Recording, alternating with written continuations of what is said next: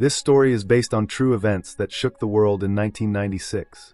Mount Everest, the highest peak on Earth, standing over 29,000 feet tall, has always been both a dream and a graveyard. For decades, it has lured climbers with promises of glory, while mercilessly claiming lives in its icy grip. And in 2015, a movie titled Everest was made to capture the harrowing truth of what happened in that fateful spring of 1996. This film does not exaggerate or dramatize. It simply shows the reality of how far humans will go to fulfill their ambitions, even when it means putting their very lives on the line. Back in 1953, Sir Edmund Hillary and Tenzing Norgay became the first humans ever to reach the summit of Mount Everest. Their achievement was immortalized in history, but very few followed in their footsteps for decades, because attempting Everest meant flirting with death itself. Yet, by the 1990s, things began to change. In 1992, a New Zealand mountaineer named Rob Hall saw an opportunity. He founded a company called Adventure Consultants. His business model was simple yet daring. He would guide paying clients to the top of Everest. Over the next few years, Rob successfully led 19 people to the summit, without losing a single client. He became well known in the climbing world, and for many wealthy adventurers, he became the man they trusted with their dreams.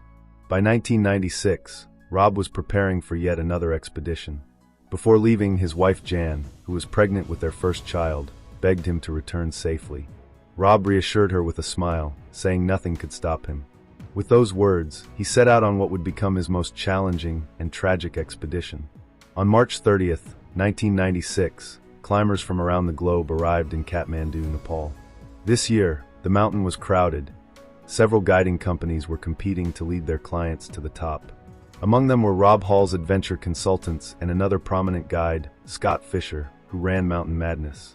Together, dozens of climbers gathered, all determined to conquer Everest. Rob's team alone consisted of 13 members, including Beck Weathers, a Texan pathologist, and journalist John Krakauer, who was there to write a story for Outside magazine. The expedition was expected to take around 40 days. Their goal, to reach the summit by May 10th.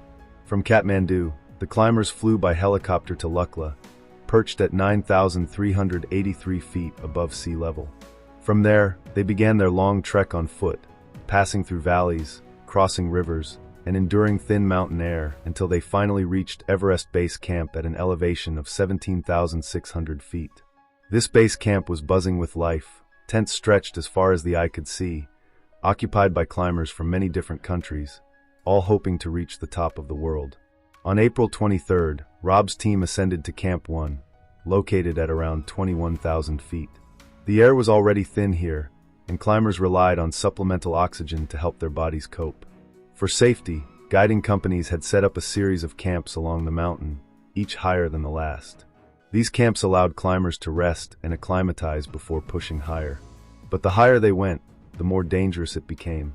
The oxygen levels dropped, the terrain grew more treacherous, and the weather more unpredictable. The climbers were now living among the clouds. To aid their ascent, fixed ropes had been placed on the steep icy walls, without which scaling Everest would be nearly impossible. Even with ropes, the climb was brutal. The lack of oxygen slowly drained their energy, their breaths shallow, their muscles burning. Yet, step by step, they pressed forward, driven by determination. By the time they reached 24,000 feet, things were already looking grim. From base camp, Rob's colleague Helen radioed in to warn that a storm might hit around May 11th. She urged caution, but Rob, ever experienced, replied that on Everest, the mountain itself dictates the weather.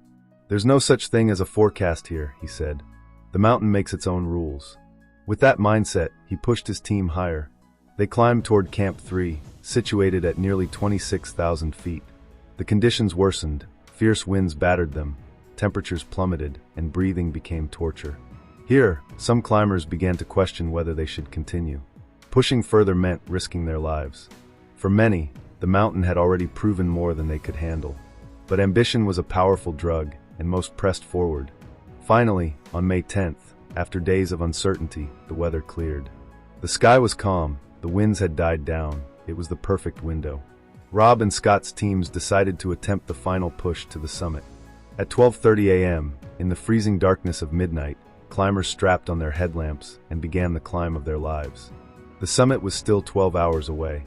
Among them was Beck Weathers, who had a problem. His vision was failing. Years earlier, Beck had undergone eye surgery, and now at high altitude, his eyes betrayed him. He could barely see. Rob instructed him to wait where he was, promising that if his condition improved, he could catch up later. Otherwise, he would have to turn back. Reluctantly, Beck stayed behind as the rest pressed forward. Hours later, as the climbers neared the infamous Hillary Step, they made a shocking discovery. The ropes above had not been fixed. This critical oversight delayed them as guides scrambled to secure lines. Every wasted minute at this altitude was deadly. Oxygen was running low, the winds threatened to rise again, and exhaustion weighed heavily on their bodies. Some climbers, realizing the danger, turned back. They had come so far, but survival mattered more than glory. Yet others pushed on, unwilling to give up when the summit was so close. The team reached 28,740 feet. At this altitude, the human body begins to shut down. Hypoxia set in, confusion clouded their minds, their tongues stumbled over words, anger and frustration boiled to the surface. High-altitude sickness attacked them, brain swelling, fluid in the lungs, disorientation. Death lurked with every step. And still they climbed. At 1:14 p.m., long past the safe turnaround time of 2 p.m., Rob Hall and several clients finally stood on the summit of Mount Everest. They had done it. The dream was achieved. They gazed out over the world from its highest point, triumphant yet exhausted. But the summit is only halfway. Now they had to descend, and the real danger was just beginning. The summit of Everest had been reached. Rob Hall and his team stood victorious, their dreams fulfilled. But as every mountaineer knows, reaching the top is only half the journey. The true challenge lies in making it back down alive. And on May 10, 1996, time was no longer on their side. By the time Rob's team began their descent, it was already late afternoon. They were behind schedule, dangerously so. The golden rule on Everest was to turn around by 2 p.m., no matter how close the summit was. But Rob, committed to his clients, had pushed beyond that. Now clouds were gathering, and winds began to rise. The descent would be far deadlier than the climb up. As they made their way down the icy ridges, climbers started running out of oxygen.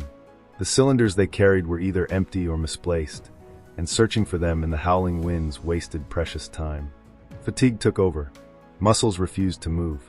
Each step felt heavier than the last. Some climbers stumbled, others froze in place. The mountain was stripping them of life. Meanwhile, Beck Weathers, who had been left behind earlier due to his failing eyesight, stood waiting in the death zone. Hours passed, and nobody returned to help him. The storm swallowed the mountain, and Beck was trapped, blinded, and nearly frozen to death. As darkness fell, he collapsed into the snow. For most, this would have been the end. Higher up, Rob Hall struggled to bring one of his clients, Doug Hansen, down. Doug was exhausted, barely able to move. Rob could have left him behind to save himself, but that wasn't in his nature.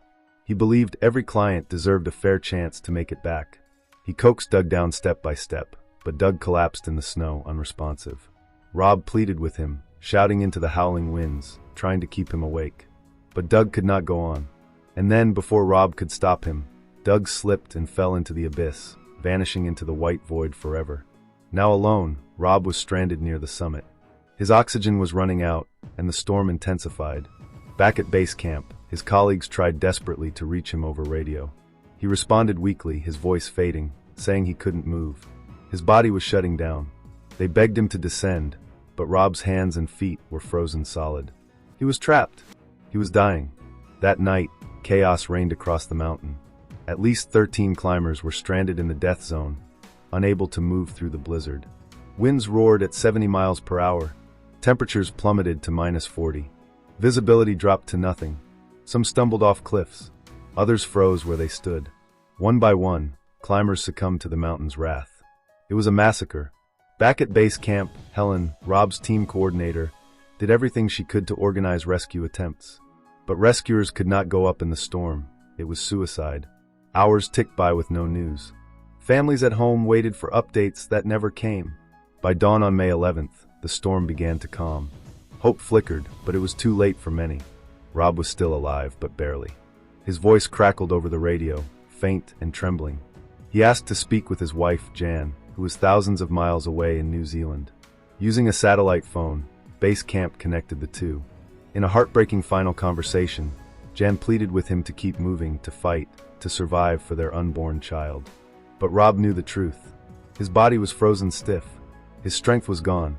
He whispered to her that he loved her, and that she must name their baby girl Sarah, a name he had chosen before leaving. Then, the line went silent. Rob Hall, one of the greatest guides Everest had ever known, never made it back. He remained on the mountain forever. Meanwhile, Beck Weathers, who had been left for dead, did the impossible. Through hallucinations and sheer willpower, he forced himself to his feet. In his mind, he saw visions of his wife and children calling out to him. Half-blind, frostbitten, and staggering like a ghost, he stumbled down the mountain through the storm. Hours later, against all odds, he reached Camp 4. His teammates were stunned. Beck had survived the night in conditions no human should have. But his ordeal was far from over. His face was destroyed by frostbite. His hands were frozen solid, his nose blackened beyond repair. Doctors said he would not survive without urgent evacuation. Yet helicopters rarely flew that high. It was considered nearly impossible. Still, Beck's wife back in the United States fought desperately for his rescue. Calls were made, pressure was applied, and finally, against all odds, a helicopter was dispatched. It was one of the highest altitude rescues ever attempted. Somehow, Beck was lifted off the mountain and flown to safety. Though he lost both hands and his nose to frostbite, Beck Weathers lived. And even today, he continues to live with his family, a survivor of one of the deadliest Everest tragedies. By the end of May 11th, the disaster became clear. 8 climbers lost their lives in just one day, making it one of the darkest tragedies in mountaineering history. Scott Fisher, the rival guide from Mountain Madness, also perished in the storm. Rob Hall's body was left behind near the summit, where it remains to this day. Families mourned, lives were shattered, and the mountaineering world was forever changed. In July 1996, Jan Hall gave birth to their daughter, Sarah, the child Rob never got to meet. His dream, his courage, and his sacrifice became a legend. Everest had claimed him, as it had claimed countless others before. For every climber who dreams of standing on its summit, this story remains a reminder. The mountain is not to be conquered. It allows you to stand on its peak only if it chooses, and sometimes it demands the highest price.